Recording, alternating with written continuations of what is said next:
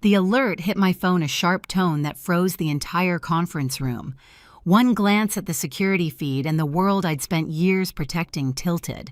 My sister Lila was standing in the middle of my apartment, sunlight glinting off the folders she'd pulled from my safe. She wasn't panicked. She was smiling, holding them up like trophies. I was 300 miles away in a federal building, watching betrayal unfold in real time. My badge hung around my neck, my pulse in my throat. That moment, I didn't yell. I didn't rush home. I just stared at the screen and thought, she really believes the rules don't apply to her. So I made one quiet call, the kind that doesn't end with tears, but with sirens.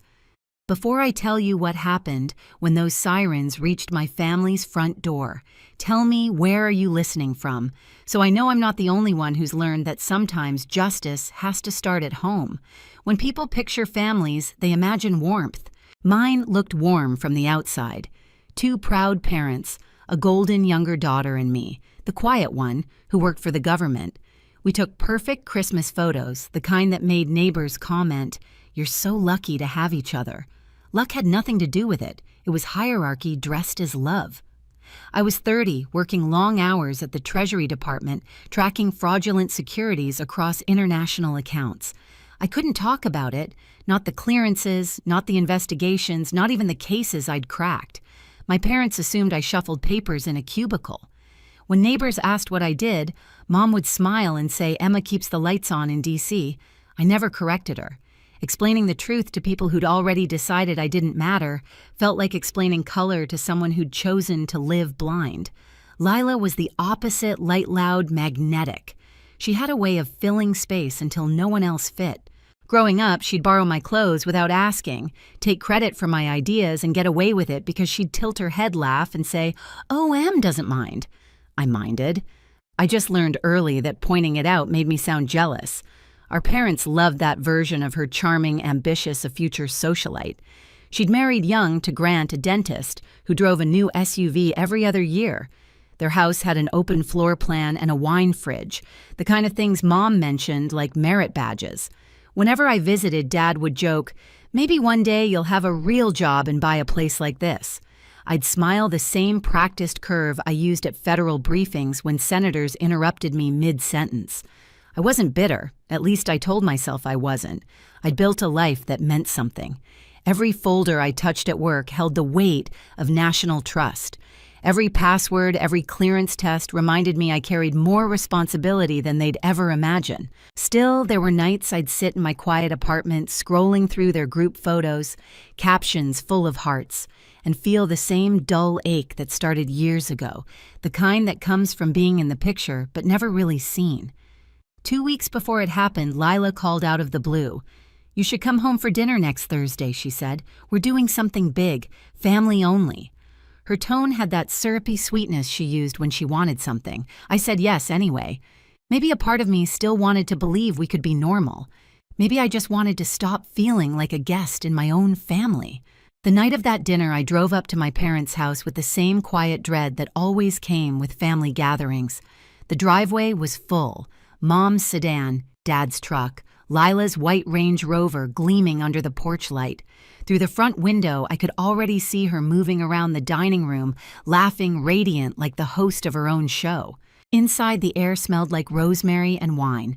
Mom hugged me too tightly the way she did when she was nervous. "You made it, honey," she said, glancing at my blazer. "Still dressing like a lawyer, I see." I smiled, set down the bottle of wine I'd brought, and took my seat at the far end of the table. Dinner started fine banter, gossip updates on Lila's kids. Then halfway through the meal, she cleared her throat. "I actually have some news," she said, eyes flicking toward Grant. "We've made a big investment, college funds for the boys, maybe even a lake house later." Dad beamed. "That's my girl, always thinking ahead." I raised an eyebrow. "Investment?" "What kind?" Lila smiled, that practiced smirk that never reached her eyes. "You'll see." She reached down beside her chair, and when her hand came back up, it was holding a thick stack of folders. My folders. She stood holding them high enough for everyone to see. "Found your little savings, sis." For a second, I thought I'd misheard. Then I recognized the labels, serial numbers, treasury seals, the exact files that had been in my locked safe. Dad frowned. Savings. What's that supposed to mean? Apparently, Lila said, laughing, Emma's been keeping a little nest egg tucked away. Old bond certificates, whatever they are. Don't worry, nothing illegal, just dormant. She waved them in the air like confetti. Mom leaned forward, eyes wide with pride. Emma, that's so thoughtful. You saved all this for your nephews. Thanks for the college fund, Lila said, smirking. Parents beamed proudly. I couldn't move. The room felt too small, the chandelier light too bright. My family was smiling over stolen federal property, and not one of them realized it. I managed to say, Where did you get those? Lila shrugged. From your office. You really should change your lock, by the way. It's practically child's play. Grant chuckled nervously. She's got a point. If I found $500,000 sitting around, I'd probably do the same. Mom swatted his arm playfully. Don't tease. Emma won't mind. I looked from face to face. No one met my eyes. In that moment, it wasn't just about the folders. It was the years of being dismissed, reduced, misunderstood. The slow erosion of being the reliable one in a family that only noticed noise. Lila tucked the folders into her designer purse. We'll make sure the money works for the family, she said. You can thank me later. I pushed back my chair, the sound sharp in the silence. Enjoy your dinner, I said softly. I've got something to take care of. No one stopped me as I walked out. The night air outside was sharp enough to sting. I stood on the porch for a full minute, listening to laughter still leaking through the walls like it belonged to another world. My hands were steady when I pulled out my phone. Years of training had made it muscle memory. I didn't argue. I didn't go back inside. I just scrolled to the secure contact labeled AP Treasury Internal and pressed call. Carter, my supervisor, answered voice-clipped. I need to report a breach, I said. Category 1, federal property in civilian possession. The pause on the other end was short but heavy. You're certain I saw the footage myself, I replied. Subject is known to me. Relation sibling. The words felt surgical, detached, but my pulse thrummed under them. He exhaled. Follow protocol. I'll loop in OIG and financial crimes. Stay put until instructed. Understood. I hung up, then forwarded the camera footage from my security feed to the encrypted channel. Lila's face filled the frame, smiling, picking the lock, lifting the folders. The proof was clean, undeniable. For the first time that evening, I took a deep breath. The cold bit through my blazer, but it grounded me. Inside, I could still hear silverware clinking, Mom's soft laugh, Lila's voice carrying that same sugary triumph. I whispered to no one. You really thought I'd stay silent forever. Driving home, the road blurred into streaks of red and white. My phone buzzed again. Special Agent Maya Torres from the Treasury Inspector General's office. Ms. Carter, we received your report. The bonds are now flagged in the federal database. A team will respond tonight. Copy that, I said. They're at my parents' residence. I'll cooperate in full. Her voice softened just a fraction. We know this isn't easy. It's necessary, I said. By the time I reached my apartment, the adrenaline had settled into something colder. I poured a glass of water, stared out at the city lights, and replayed the scene at dinner in my head. Their smiles, the casual betrayal. When I joined Treasury, I'd signed an oath, one that meant following the law above personal ties. I'd always thought it was a formality, something you'd never truly have to test. Until now. I checked the clock. 9:07 p.m. The response team would be on the move soon. In the quiet, I pictured the inevitable scene, the knock, the confusion, the realization. For years, my family had mistaken my silence for weakness. Tonight, they'd learn what silence actually meant. Before going to bed, I sent one last message to Agent Torres. I'll be at the residence in the morning to give my statement. Confirm when secure. Her reply came seconds later. Understood. Team en route now. I put the phone face down, exhaled, and let the weight of the choice settle. It wasn't vengeance, it was accountability. And by morning, the law would already be knocking on their door. The next morning, the news broke before sunrise. My phone vibrated non-stop, internal Treasury alerts, database confirmations, procedural approvals. The system had done what it was designed to do. The bonds were officially marked as stolen federal property. Their serial numbers had already triggered automated flags across every financial network in the country. but I didn't check the reports. I didn't need to.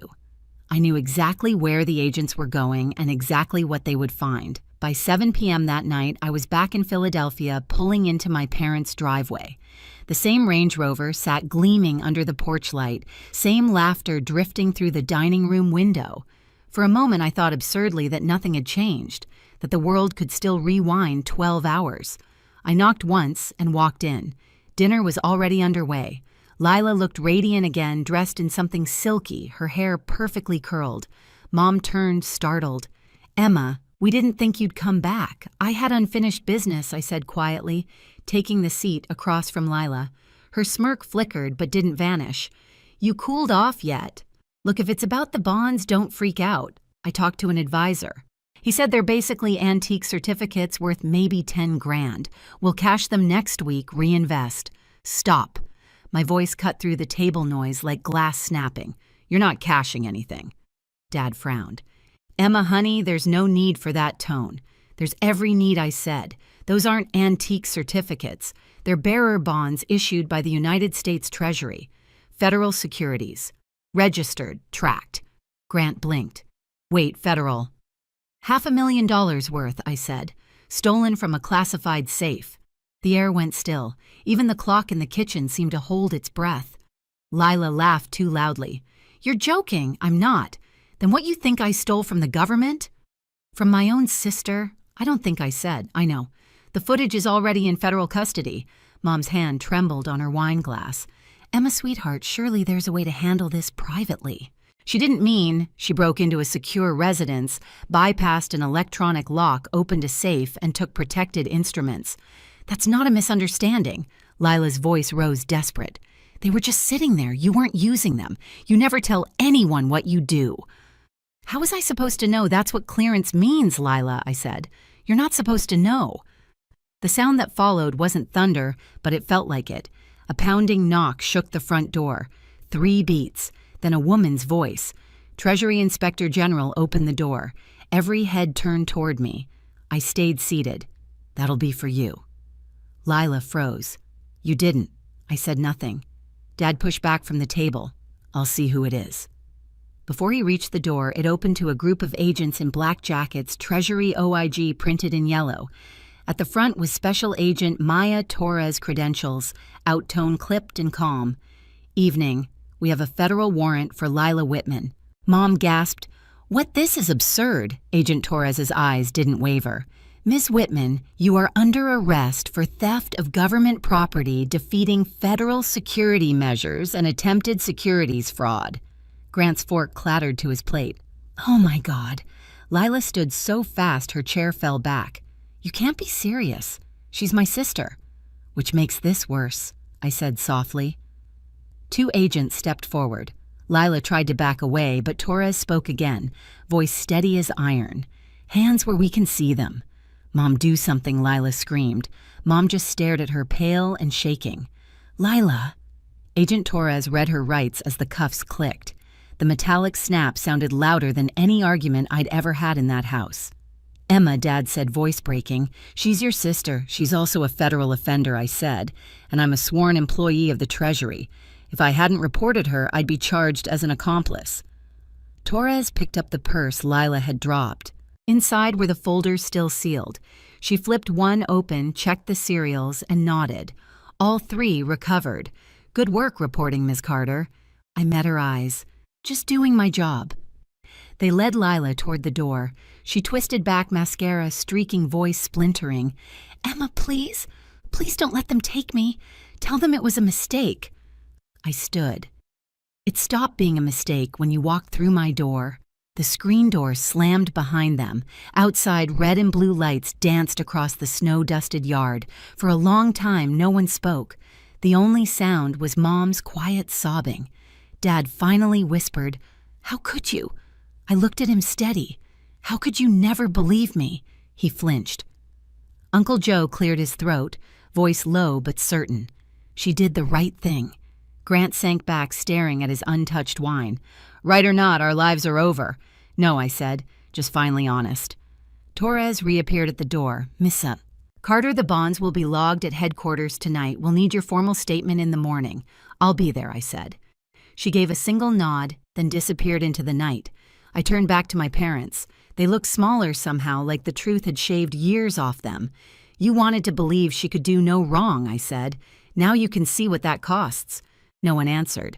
When the sirens faded, I walked outside. The air was cold and raw. From the driveway, I could still see the reflection of the flashing lights disappearing down the road. I didn't feel triumphant. I didn't feel sorry. I just felt free because for the first time, the silence in that house wasn't mine to carry anymore.